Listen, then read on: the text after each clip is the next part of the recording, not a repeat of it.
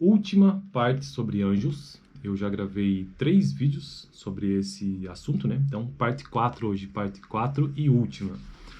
Este é um assunto que faz parte da playlist de teologia, especificamente da playlist de personagens bíblicos que eu estou gravando aqui no canal. Estou utilizando este livro aqui, ó, todos os personagens da Bíblia de A a Z.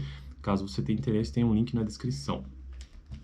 E aí, esse texto sobre anjos é muito longo, então eu tive que dividir em diversas partes. Parte 1, parte 2, parte 3 e parte 4.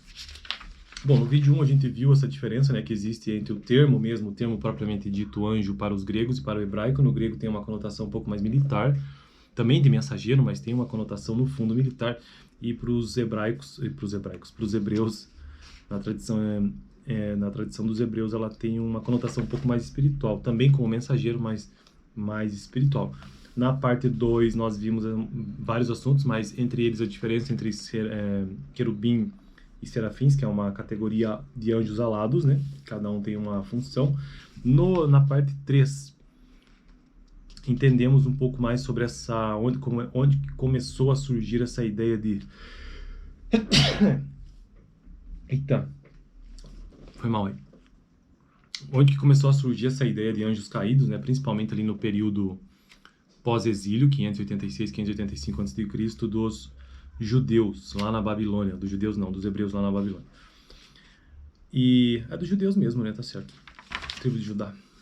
E aí, então, hoje é a parte 4. Vamos dar uma olhada para ver o que é que esse livro tem a nos dizer. Durante o período helenista, veja bem, agora estamos no período helenista, uma evolução que eu quero dizer, uma continuidade no tempo. No vídeo anterior nós tratamos sobre o período pós-exílio na Babilônia, 580 a.C. Agora o período helenístico já é um pouco mais recente, ali pelo menos 200 a.C. em diante. Durante o período helenista, ou seja, os últimos 3 séculos antes de Cristo, desenvolveu-se uma forte tradição concernente à hierarquia dos anjos. Então essa ideia de hierarquia dos anjos surgiu ali no período helenístico, de forte influência grega, o período helenista, né? No correr do tempo, ela passou a ser extremamente complexa, equiparando-se à hierarquia da corte real. Por volta do período dos Macabeus, a hierarquia já estava bem definida como a classe governante de 7 anjos, como a classe governante de 7 arcanjos. Olha que interessante isso. Ou 4 ou 3, dependendo da tradição. A Bíblia nomeia apenas Miguel, quem é como Deus, e Gabriel, forte de Deus, e Rafael, Deus cura. É mencionado no livro apócrifo de Tobias, e 2 outros, Uriel chama de Deus, e Jeremiel, Deus tem compaixão. São mencionados no livro apócrifo não canônico de Enoque. Todos os outros nomes de arcanjos são provenientes das tradições judaicas e folclóricas. Abaixo dos arcanjos há vários níveis: serafim, querubim, domínios, principados, poderes, virtudes, hostes celestiais, o exército angelical. Lembrando, isso é de forte influência grega, né? A definição e os nomes desses níveis variam grandemente, de região para região e de época para época. Todos eles têm tarefas específicas, como louvores eternos, mensageiros, guardiões de lugares sagrados, guerreiros.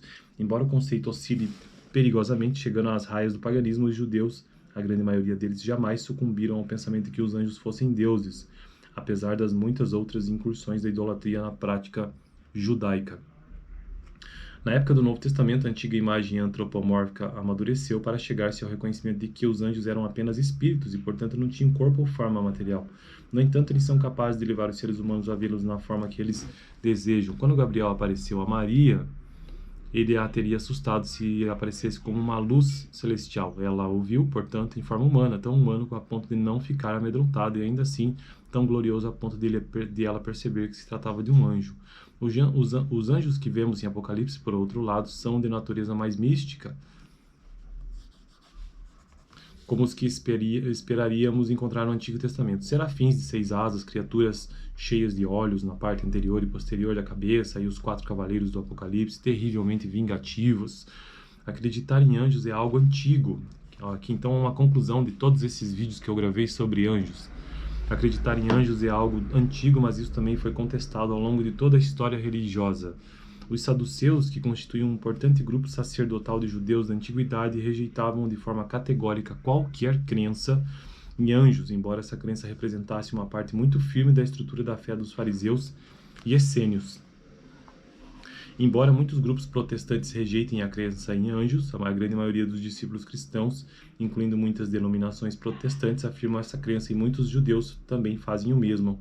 Acreditar em anjos é uma doutrina básica também do islamismo, uma outra religião, né? Beleza? Então eu fico por aqui dessa série de vídeos sobre anjos, achei bem interessante como forma introdutória para entender o que significa isso, né? Mas percebe-se que existem influências, né, em tempos da história, principalmente ali no início das primeiras histórias do Antigo Testamento. O conceito é completamente diferente ou vai se desenvolvendo com o tempo, né? Até que você chega no período pós-exílico ou no exílio da Babilônia, já adquire vai adquirindo corpo essa ideia dos anjos, e depois no período helenista também. Fico por aqui até o próximo vídeo, onde eu tratarei sobre Anrafel. Anrafel, isso. Dá uma olhada no vídeo da parte 3 sobre anjos, que eu vou deixar aqui no final. Valeu!